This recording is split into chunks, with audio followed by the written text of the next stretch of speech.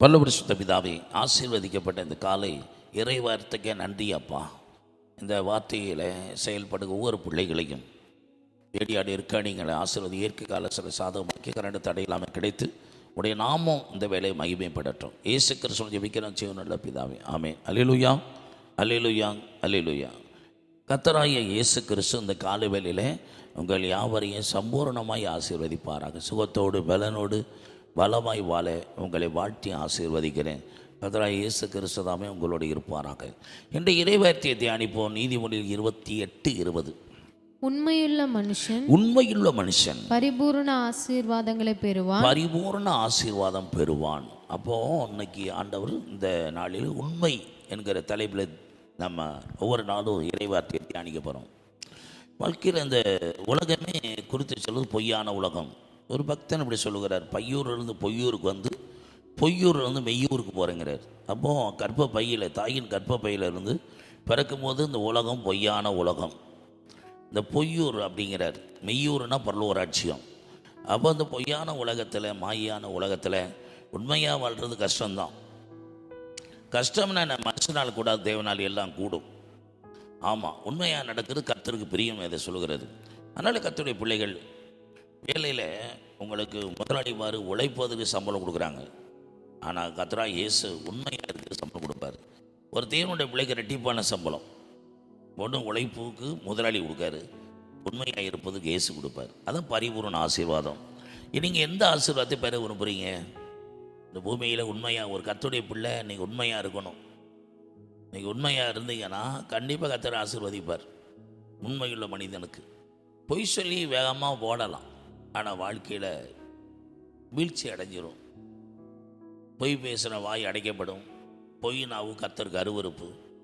பொய் பேசுகிற போஜனம் கிடைக்காது, நிறைய வேலை. ஆனால் தேவ பிள்ளையே, உண்மையாக நீங்கள் ரட்சிப்பில் உண்மையாக இருக்கீங்களா? ஆண்டவர் ரட்சிக்கப்பட்ட நாளிலிருந்து எப்படி மனம் திரும்பின விஷயத்தில் உண்மையாக இருக்கீங்களா? ஜெப வாழ்க்கை உண்மையாக இருக்குதா? பரிசுத்த வாழ்க்கை உண்மையாக இருக்குதா? எந்த அளவுக்கு உண்மையாக இருக்கிறீங்க? உங்கள் கொடுக்கப்பட்ட வேலையில் உண்மையாக இருக்கீங்களா? தேவ பிள்ளைகள், கர்த்தர்களை உண்மையாக இருக்கீங்களா? ஊழியத்தில் உண்மையாக இருக்கீங்களா? சின்ன வேலையோ பெரிய வேலையோ உங்களுக்கு கொடுத்ததில் 10 ரூபா காசுலையோ கூட 100 ரூபா காசில் உண்மையாக இருங்க. கர்த்தர் நம்மளை நம்பி கொடுத்தாரு. ஊழியத்தில் உண்மையாக இருங்க, வேலையில் உண்மையாக, பொறுப்பில் உண்மையாக இருங்க. உலகமே கிறிஸ்தவ நம்ம நம்புகிறாங்க, நம்பிக்கைக்கு பாத்திரமாக இருங்க. அப்போ தான் அந்த பரிபூர்ண ஆசீர்வாதத்தை பெற்றுக்கொள்ள முடியும். ரூத்தை பாருங்க, நகோமியை உண்மையாய் பின்பற்றினான். உண்மை உறுதியாய் பற்றி கொண்ட மனதை உடையவர்கள், உண்மையே நம்பி இருக்கிறபடியால் பூரண சமாதானத்துடன் அவங்களுக்கு இருக்கு. உண்மை. நகோமியை பின்பற்றின ரூத் உண்மையாக பின்பற்றினான். உடைய தேவன் என்னுடைய தேவன், உடைய ஜனம் என்னுடைய ஜனம். நீ எங்கே தங்குறியா, நான் அங்கே தங்குறேன். மரணம் நம்ம பிரிக்க மாதிரி பிரிஞ்சு போகிறத பற்றி பேசக்கூடாது. அந்த அர்ப்பணிப்பில் உண்மையாக இருந்தான். அதனால தான் வாழ்க்கையில் பரிபூர்ணம் இழந்து போன வாழ்க்கை அவளுக்கு காத்திருந்தது, உயர்வு காத்திருந்தது. அவளுக்குன்னு கரம் பிடிக்க ஒரு போவாஸ் ராஜா காத்திருந்தான். அப்போ இன்னைக்கு நீங்கள் தேவ பிள்ளைகள் உண்மையுள்ளவர்களாக வாழும்படி ஒரு நாள் ஒரு சின்ன பேச்சில் உண்மையாக இருங்க, செயலில் உண்மையாக இருங்க. எந்த விஷயமா இருந்தாலும் அதில் உண்மையாக இருந்து பழகுங்க. ஒரே நாளில் வராது. சின்ன சின்ன விஷயத்தில் உண்மை பேசி பாருங்கள்.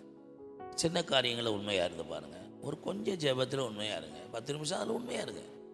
என்னால் 1 மணி நேரம் ஜெபிக்க முடியலைங்கிறக்காண்டி ஜெபத்தை விட்டுறாதீங்க. கொஞ்சம் கொஞ்சமாக உண்மையாக இருங்க. கொஞ்சத்தில் உண்மையாக இருப்பேன், அநேகத்தில் அதிகாரியாக வைப்பேங்கிறார் ஆண்டவர். அதனால் தேவ பிள்ளைகள், இன்னைக்கு இன்றைய தினத்தை கர்த்தர் உங்களுக்கு பேசுகிறார்.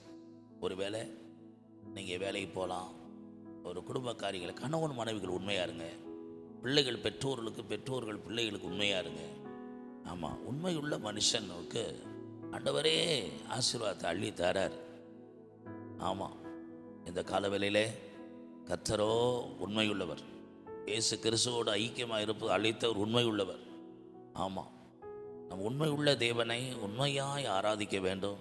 உண்மையுள்ள பிள்ளைகளாய் வாழணும். ஆமாம், உலகம் என்ன வேணாலும் சொல்லட்டும், பொய் சொல்லட்டும், பொய் பித்தலாட்டம் பண்ண, உண்மையாக இருக்கிறதுனால சோதனைகள் வரலாம். ஆனால் காலம் வரும்போது நீங்கள் உண்மைகளோடு நிரூபிக்கப்படும் போது உங்களுக்கு ஒரு உயர்வு காத்திருக்கும். ஆமாம், தானியேல் பாருங்கள், உண்மையுள்ள மனுஷனாக இருந்தான். அவனுடைய விசாரித்து பார்க்கும் ஒரு குற்றம் கண்டுபிடிக்க முடியலை. காரணம் அவன் உண்மையுள்ளவனாக இருந்தான், உண்மையுள்ளவனாக இருந்தான். அவன் மேலே பொறாமை கொண்ட பிரதானிகள் அவனை குற்றப்படுத்த முகாந்தரம் தேடுறாங்க. ஆனால் ஒரு குற்றம் கண்டுபிடிக்க முடியல. காரணம் உண்மை இருந்துச்சு அவன்கிட்ட.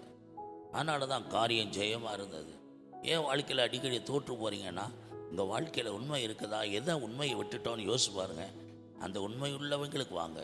கர்த்தர் இடத்துல உண்மையாக இருக்கிறோமான்னு யோசிச்சு பாருங்கள். எதில் உண்மை இல்லையோ அதில் உண்மையாக இருக்க பிரயாசப்படுங்க. இன்னைக்கு தோல்வியை சந்தித்த உங்கள் வாழ்க்கை இன்னைக்கு ஜெயமாய் மாறும். தீர்மானம் எடுங்க. ஜெபிக்கிறோம். நல்ல பிதா, நன்றி செலுத்த உண்மையுள்ள பரிவன் ஆசனம் வேதம் சொல்கிறது, எந்த விஷயத்தில் உண்மையை விட்டு விலகி அவர்கள் பொய்யான விதத்தில் கடந்து சென்று தொற்று போனார்களோ மறுபடியும் உண்மை உள்ள ஆண்டவர்கிட்ட உண்மையாய் மனம் திரும்பி தோல்வியை ஜெயமாய் மாற்றிக்கொள்ளட்டும். இயேசு கிறிஸ்துவின் ஜெபிக்கிறோம். நல்ல பிதாவே, ஆமென்.